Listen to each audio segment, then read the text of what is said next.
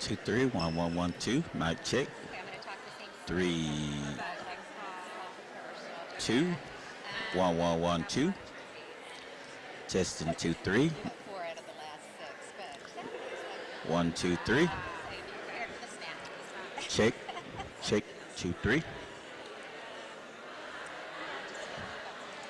2, 3.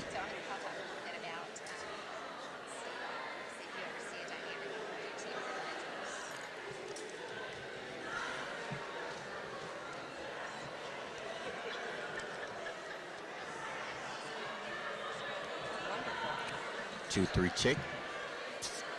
1, 1, 1, 2. 2, 3, 4. He said good. 1, 1, 2. Check. 3, 6, 7. All right.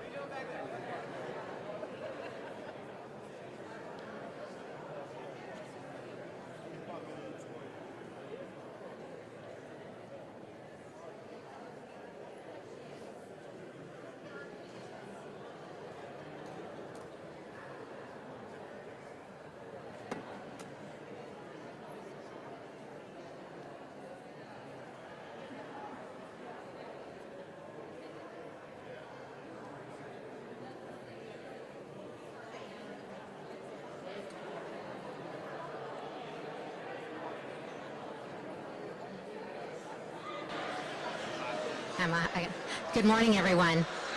I now understand I have a hot mic, so. We have a few extra seats if you all would like to come up. It is such a wonderful thing to see so many people here this morning. Yeah.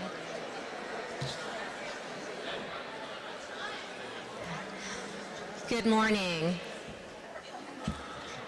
Thank you for being here. My name is Teresa Miles. I am the proud Executive Director for the Women's Center of Jacksonville. We are the Certified Rape Recovery Program for Duval, Nassau, and Baker counties. We provide 24-hour care for survivors of sexual violence here in Jacksonville. So thank you for being here. We could not do this amazing work without partners. And I want to introduce and just allow some gratitude for some folks in this room who do amazing work. If you are a part of the Sexual Assault Interagency Council or the Mayor's Sexual Assault Advisory Council, would you please stand up and or wave your hands or something to be recognized? So, these are the folks who oil the engine every month and meet and talk about the needs of survivors in our community. And I also could not let this morning go by without this impressive wall back here and recognizing Jacksonville's finest here and these amazing people. So thank you all for being here. Feel very safe and secure with your presence. And also we have some wonderful dignitaries here this morning that I would love to point out. And some of you, I hope I don't miss anyone. So Council Member Jimmy Peluso, who is also a veteran and a prior sexual assault advocate. So thank you for being here this morning. And we have Council Member Jacoby Pittman. Thank you for being here. Council Member Kevin Carrico. I saw past President Sam Newby somewhere earlier. So there you are. Thank you. And let's see, also Councilmember Matt Carlucci. I saw him by the door. There you are, thank you. Let's see, and Gaffney. I'm acting surprised because they were all in finance meetings, so nobody's really running finance right now, is that correct? And Nick Howland, thank you. Oh, thank you, Nick, good to see you. I'm sorry, Councilmember Arias. Good, thank you for being here, thank you. Yeah, I love it. I just wasn't prepared because you all are in meetings, so. Oh, yes, thank you. Good to see you, sir. Okay, so who am I missing, please? Oh, very good to see you. Thank you for being here. So I'm very happy to see so many people here this morning. We also have our wonderful Chief Keefe from Neptune Beach, so thank you for being here this morning. And, okay, that'll put me into, let's see, anyone else that I'm failing to recognize as dignitaries in the room? So thank you all so much. And so many people behind the scenes. I would be here all morning if I tried. And, of course, Hero. I don't know if anyone's had the opportunity to meet Hero. He is a therapy dog who works with victims of crime here with our program through therapeutic support. He came to us through Canine for Warriors and has been an amazing, you can imagine, beacon of hope for a lot of survivors who meet with him in their therapy sessions. So this is a special morning for us. We gather in recognition of the importance of awareness of sexual assault in our community. Each April, we recognize Sexual Assault Awareness Month through activities and events such as this. So we also recognize a theme, and this year's national theme is Building Connected Communities. Connected communities are built on trust, respect, and empathy. They are places where everyone feels valued. But building connected communities, it's not just about preventing sexual violence. It's about creating a culture of consent and respect. It's about teaching our children from a very young age about healthy relationships and boundaries. It's about challenging harmful stereotypes and beliefs that perpetuate violence. As individuals, we all have a role to play in building connected communities. We can start by educating ourselves and others about the realities of sexual violence. We can speak out against harmful behavior and support survivors along their healing journeys. We can also support organizations and initiatives that are working hard to end sexual violence in Jacksonville, as many people are here in this room. So this morning, my first speaker, is to introduce to you an individual who understands more than anyone that connected communities are essential to a thriving city. The Honorable Donna Deegan, Mayor of the City of Jacksonville, stated during her acceptance speech in July of 2023 that she would open the doors of City Hall and invite everyone inside. She has kept her promise. She has rejected fear, she has claimed love, and she has inspired unity and collaboration. We thank her for her commitment to sexual assault survivors, and I welcome her this morning. Mayor Deegan.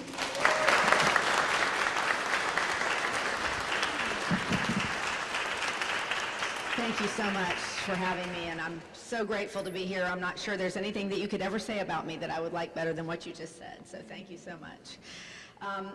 Thank you all for coming together as we stand in support of sexual assault survivors. You'll hear from a few brave survivors later in our program, and I am really inspired by their courage and their strength after experiencing really what is the unthinkable. I'm grateful they are willing to share their stories, and that someone else doesn't have to go through, or so that someone else may not have to go through what they went through. We also stand strongly against sexual violence. Any form of it is unacceptable and unwelcome in the city of Jacksonville. We must do everything within our power to prevent it. I'm encouraged by the group of leaders that are here today. With representatives from law enforcement, the justice system, city government, the nonprofit sector, the survivor community, all of us together, we can bring an end to widespread sexual violence. Let's keep looking out for one another and working together to raise awareness and educate all our neighbors about the role they can play in prevention. That's how we ensure the health, safety, and well-being of all of our citizens. To that end, I would like to declare April as Sexual Assault Awareness Month here in Jacksonville, and I want to share the following proclamation with you. Whereas during National Sexual Awareness Assault Month, we recommit to standing with survivors, holding perpetrators accountable, and bringing an end to a culture that has not done enough to stop sexual assaults from happening. And whereas sexual violence affects every community in Jacksonville, this year's Sexual Assault Awareness Month campaign theme, Building Connected Communities, calls on all of us to work together to prevent sexual abuse, harassment, and assault. And whereas more than half of all women and nearly 1/3 of all men in America have experienced sexual violence, with people of color experiencing even higher rates of sexual violence. And whereas survivors have faced this violence wherever it happens, at work, at school, and at home, it upends people's lives and threatens the safety and well-being of all who are impacted. And whereas we must remain steadfast in our commitment to building more connected, respectful, and inclusive communities to promote our collective well-being and protect against the risk of sexual violence, I hereby proclaim, as Mayor of Jacksonville, Sexual Assault Awareness Month, and encourage all citizens to join me in working together to create a society that is truly safe, where all can pursue their dreams without fear of assault, abuse, or harassment.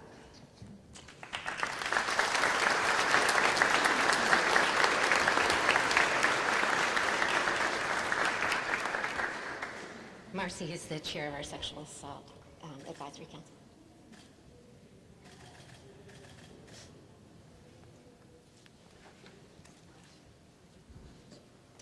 Thank you, Mayor Deegan. Okay, so our next speaker was elected in November of 2022 after beginning his law enforcement career in 1991. For more than 30 years, Sheriff T.K. Waters has dedicated his life in service to others. Throughout his tenure, he has set expectations of trust and support for victims of sexual violence. His leadership ensures that his detectives are trauma-informed in their interviewing techniques and that they work in true partnership with not only community partners, but also the state attorney's office, always keeping safety in the forefront. As an aside, I wish him luck on the kickball tournament this Saturday because you haven't brought home a trophy since 2016, sir. And so wishing you good luck. Just starting with a little smack there. Come on up, Sheriff.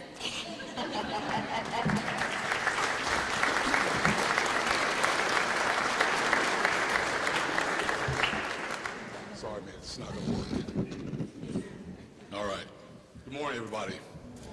Thank you for allowing me to be here. So often society thinks of law enforcement in relation to offenders.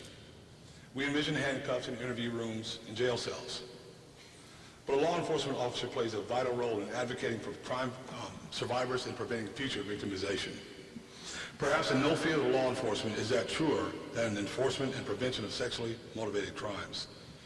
The Jacksonville Sheriff's Office commits to serve survivors of sexual violence first and foremost in a way that is victim-centered and trauma-informed.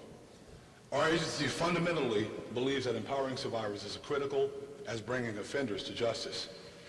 Our Special Assault Unit, standing behind me, is charged with the responsibility of investigating sexually motivated crimes. In its staff are specially trained detectives educated in culturally competent and victim-centered investigative techniques. But to ensure that our response to survivors is consistent with best practices, the Jacksonville Sheriff's Office expanded our survivor-centered education to all of our officers. Today, the Jacksonville Sheriff's Office trains all patrol officers, not just sex crimes investigators, on trauma-informed victim interviewing. Officers who are educated on survivor trauma not only put together better investigations, but they provide a stronger foundation for survivor-centered journey through the criminal justice system. Holding perpetrators of sexual violence accountable is critically important to ending sexual violence. But as advocates, our officers will always prioritize the physical and emotional needs of survivors that we serve above all else. By providing survivors with victim-centered trauma-informed investigations, law enforcement aids sexual violence survivors to speak up. When survivors speak their truth and shed light on what has historically remained in the dark, we in law enforcement are prepared to listen and respond quickly. We recognize that survivors' healing will not happen in interview rooms in police stations or courtrooms. But we also know that by speaking the truth, survivors reclaim lost power and gain a sense of empowerment and prevent future victimization.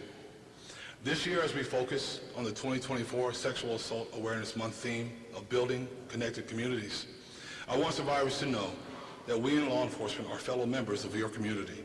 Community and interconnectedness empower us all, survivors, allies, and police officers alike.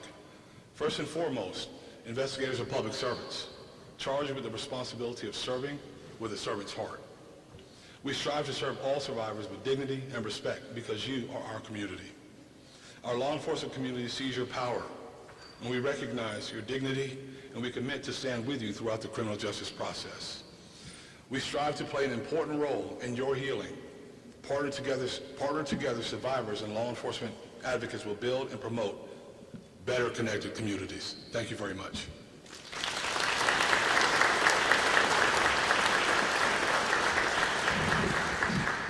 Thank you, Sheriff. We'll see you on Saturday. So I'm joking about our kickball tournament. Each year we kick off sexual assault awareness with a kickball tournament, and it gets a little competitive.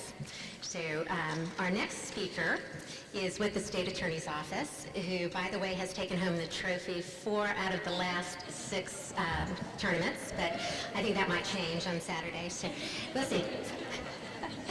So Melissa Nelson could not be here today, our state attorney, but she sent in her stead an amazing individual in Adair Newman, who is the chief assistant of the state attorney's office.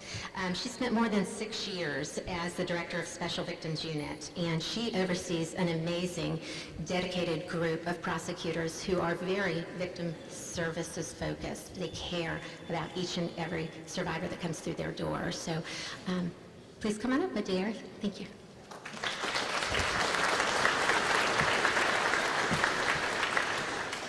Good morning, everyone. It is my honor to be here today among you all for this always very important event. As I look about the room and reflect on the work of the State Attorney's Office over the years, I cannot help but to think about this year's theme, building connected communities. From the Women's Center of Jacksonville to city leadership, law enforcement, to prosecutors, to other nonprofits and service organizations, we have built a connected community that serves and supports survivors of sexual violence. Like the men and women in uniform behind me, the dedicated prosecutors and staff at the State Attorney's Office will continue to amplify survivors' voices and seek accountability and justice. Many of them are here today, and I'd like to recognize them. Thank you for your work, not just during Sexual Assault Awareness Month, but each and every day of the year. Those convicted are rapists, child predators, and others who take advantage of the most vulnerable in our community.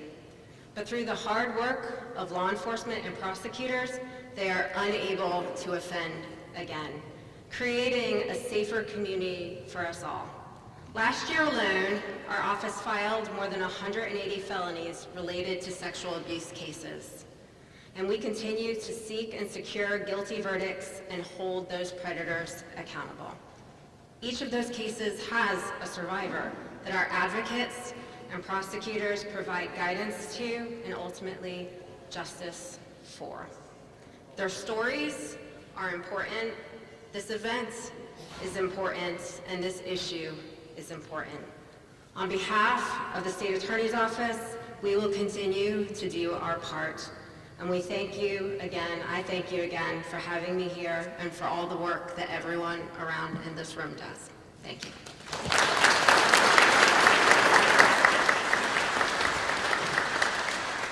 Thank you, Adair. As individuals, we all play roles in how we build our connected communities, but no one can understand this better and the importance of a connected community than to hear from those who have overcome that trauma through support from their community, but also their own strength and resiliency. So please welcome Stephanie Patton, a survivor.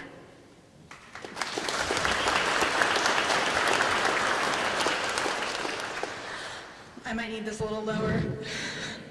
Thank you all for having me this morning. Lately, I've been thinking about all of the things I've accomplished and the people who helped me get here. And as I reflect, I wonder what would have happened if those people had only seen me for my current circumstances at that time of intervention. What would have happened if they didn't understand exploitation? And what if they didn't have the capacity to see my potential as a human being? What if they had punished me rather than poured into me? Fortunately for me, they did not judge me by my circumstances. They did see my potential, and they did pour into me. Because of that, I have excelled in numerous ways. When those individuals met me, they had no idea that I would go on to be the Assistant Manager of Development for Rethreaded for 6 years, assisting in fundraising millions of dollars to support other survivors of human trafficking, while simultaneously using my experience and expertise to educate thousands of people around Northeast Florida. They had no idea I would go on to be awarded Survivor Advocate of the Year for the state of Florida by Attorney General Ashley Moody. They had no idea I would be appointed Survivor Leadership Council for the city of Jacksonville by former Mayor Lenny Curry. And they had no idea I would take on the role as Director of Development for a treatment center, helping people get access to the resources they needed for achieving sobriety. Because they supported me, I have been afforded the opportunity to pour into hundreds, if not thousands, of women in our community over the last 8 years. But I am one of many. And so I ask you, what does it look like for us as a community to look past a person's circumstances and see their potential? And I want you to leave here today encouraged. Encouraged to see past these circumstances and these situations, no matter how bad it looks, and have a vision of their potential. You never know what a person is capable of when given an opportunity. And I want to thank you again for having me here today.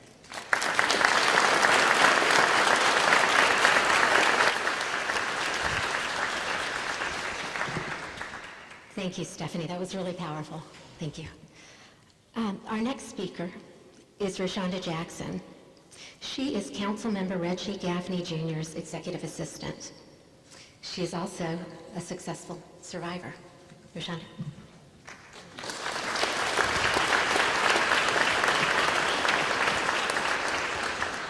When I tell you that I am standing here terrified, let me say I'm standing here terrified. Good morning, everyone. Before I get started, I want to thank my awesome council member whose office I run and have self-dubbed myself as Chief of Staff, Councilman Reggie Gaffney Jr., who fully encouraged and supported me being here today. And I also want to thank every last Jacksonville City Council member who is standing here and who's here in this room. I want to say thank you to Mayor Deegan, a phenomenal shero in her own right, and to whom I say every time I see her that I'm her biggest fan.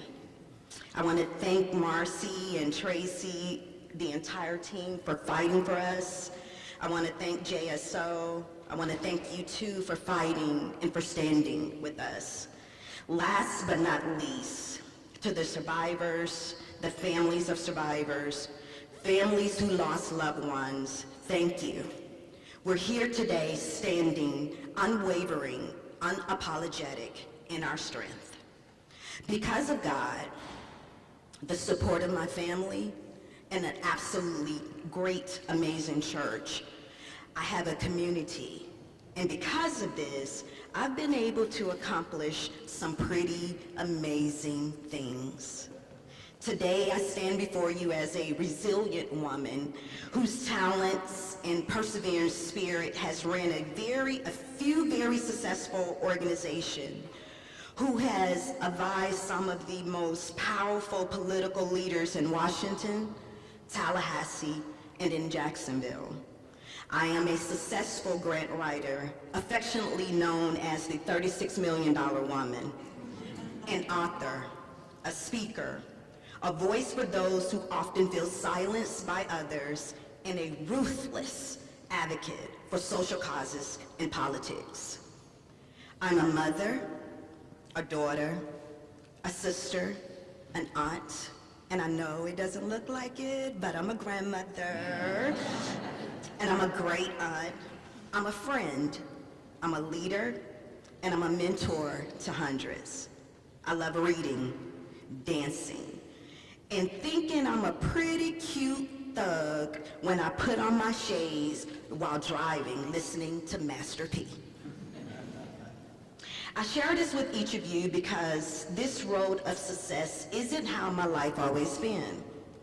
But the road of tragedy I'm about to share with you isn't how it ended. At the age of 23, I was snatched out of my car.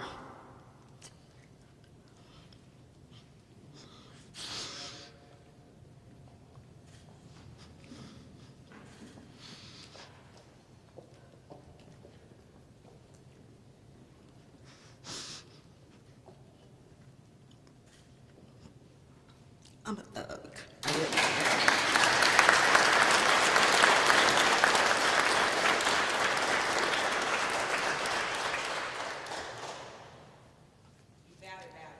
I'm about it. I was kidnapped, blindfolded, hogtied, raped, sodomized, and beaten. Blood splashing all over walls and floors, while a 4x4-foot grave lined with black plastic bags awaited me by someone who said he was the only person who loved me, not my family, not my friends, only him. But guess what? I survived.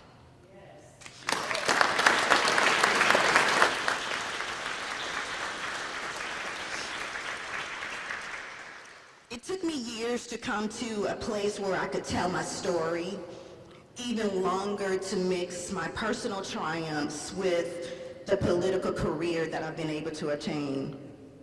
I was ashamed, scared of judgment, and I didn't want the warmth of others' admiration for me to be spoken.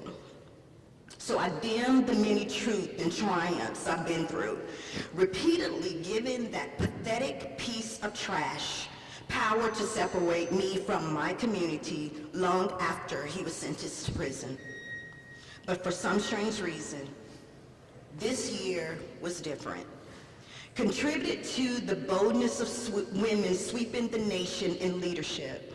Contributed to, I sat in the audience last year and read and heard a community of voices who boldly stood in this very same spot telling their story or the story of a loved one. Or perhaps it was this theme, building connected communities. And maybe it's the increasing abundance of all three. Whatever the reason may be, I want to say to every person who has experienced sexual assault, no matter what anyone says, even if that anyone is your own thoughts, it is not your fault. You are not that situation. You can and you will see and experience a brighter, better future for yourself. And your community will be here to help you there, but you got to keep fighting. And to the loved ones who lost someone to sexual assault, I personally want to say that I'm sorry, and I know what it feels like. No one wants to be a part of this awareness, but we are here, we are a family, we are a community fighting, living, overcoming, and facing giants our loved ones couldn't, so we too cannot stop fighting. As we embark on the journey of building connected communities, let's remember that strengths of our bonds lies in our shared experiences, our empathy, and our willingness to stand together in solidarity. It is through these connections we find the power to overcome adversity, to heal from trauma, and to create positive change. Let us not assume the worst of one another, but let us reach out to one another, extending a helping hand and building bridges that unites us in common humanity. Together, we can forge a future where every individual feels valued, worth it, heard, supported, and empowered. As I conclude, I urge each of you to remember, no matter the challenges we face, we are not defined by our past traumas, but we are defined by our resilience, our strength, and our ability to rise above adversity. Let us all of us, continue to stand together as a powerful, changing community, supporting and empowering one another to create a better, brighter, more compassionate future for others. Thank you for listening to my voice.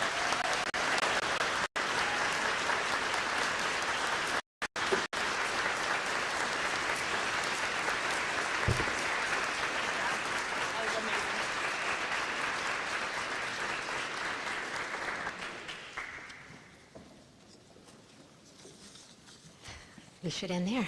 That was very powerful. Thank you, Jonah. In conclusion, so building connected communities, it's not just a goal. It really is a necessity. It's the foundation upon which we can create a world free from sexual violence. So let's continue to come together to build a world free of sexual violence, to build those communities and those connections and create that future where we can all live without fear. So thank you to our amazing survivors. Thank you to JSO, Mayor Deegan for leading the way, to our wonderful state attorney office and our sheriff, and to all of you, because you're going to leave here and you're going to carry forward this message, and we so greatly appreciate it. So have a wonderful day, and thank you all.